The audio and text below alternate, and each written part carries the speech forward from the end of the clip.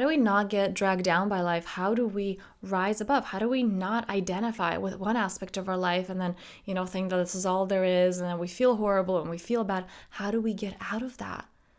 How do we tune in to the greater version of ourselves while at the same time living in the world?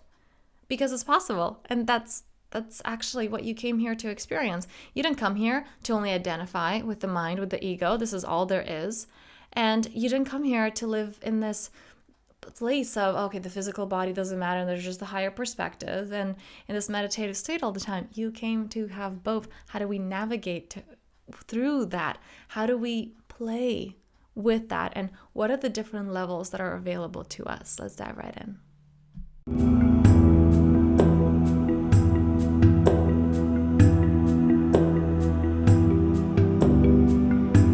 Such an incredibly powerful topic and crucial to remember when you are doing this inner work, when you're stepping into living the best version of your life, remembering that you are a multidimensional being.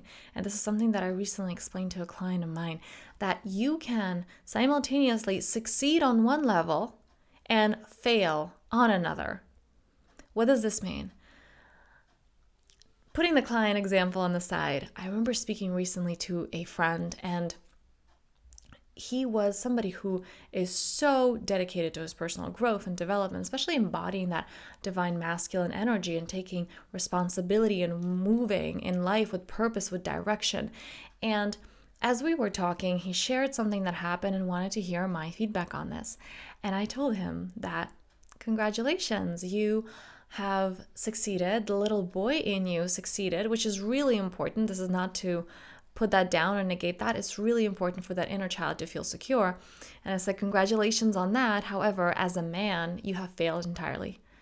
Because although that little boy in you I was right and I'm certain, you failed completely to hold space for the other person in this situation.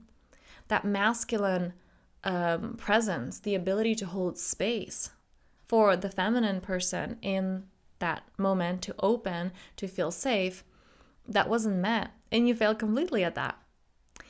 And the person was kind of put down by that. But that's the thing. When we succeed on one level, it can mean failure on another. The client that I was working with, they had trouble setting boundaries. And then they did. They're like, okay, this is what I want to do on the mind level. And I understand this is my mind speaking. And it just says that, I have to put myself first. And on the energetic level, they weren't tuned into, I can have both. That, I get to, from that fulfillment, give energy to other aspects of my life. To my partner, to my children, to my loved ones, from that fullness, that it's not an either or. And this was a great win for the mind, from someone who couldn't hold those boundaries to be like, hey, yeah, I'm taking my power back. That was a win for the mind and a failure on a higher level. Not higher as in better, higher just like the higher self. That's what I mean. So this is really important to keep in mind, that you are a multidimensional being.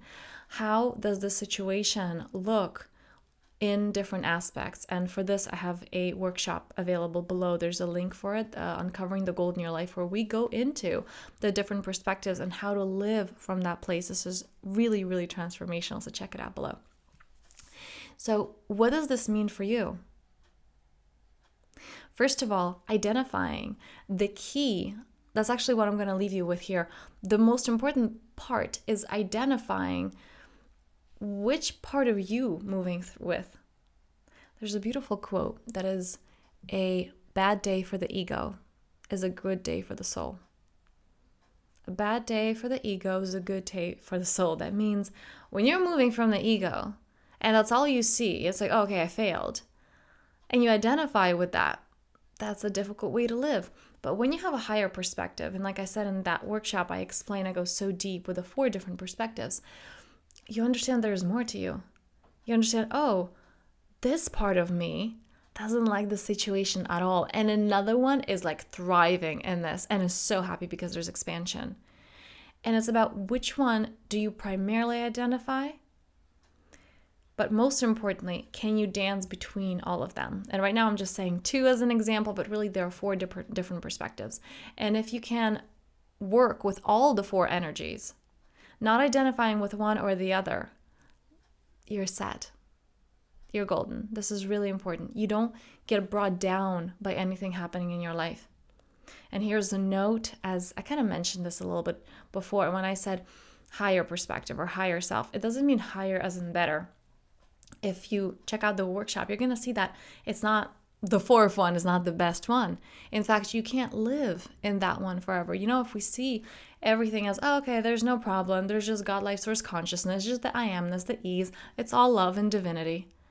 That's great, but you can't operate on that level. You came from that, and that's your foundation. And hey, some teachings are all about that. Let's take away the ego. Let's take away the thoughts. Let's renounce everything. I am no one, nothing, have no name. I love nothing, and I'm just going to live in a cave for the rest of my life and meditate. And that's fine. And for some people, that's their path. You're in the wrong place if that's yours. This is not what I'm all about. I'm about embracing all aspects of us. And I believe that we came here to have this physical experience, to dance with it, to have fun with it. My guidance constantly reminds me of some things that, especially like music, it reminds me so much of music. I really enjoy it. And the frequency, the different frequencies of the music, that a song can translate in energy. And my guidance keeps reminding me, hey, enjoy this while you're in the physical, because we can't hear music. We only feel frequency. Well, we can feel the frequency if we're tuned, if we work on tuning into this, and we hear with our ears, or we can touch, we can touch something soft, or I don't know why I'm thinking of a cake. We can taste like a sponge cake that's so moist and soft and spongy, and it's amazing. That is a translation of frequency, but in the non-physical, you can only feel frequency. But we get to taste it, we get to touch it, we get to see it, we get to have all of our senses in the physical, and that's the beauty of it.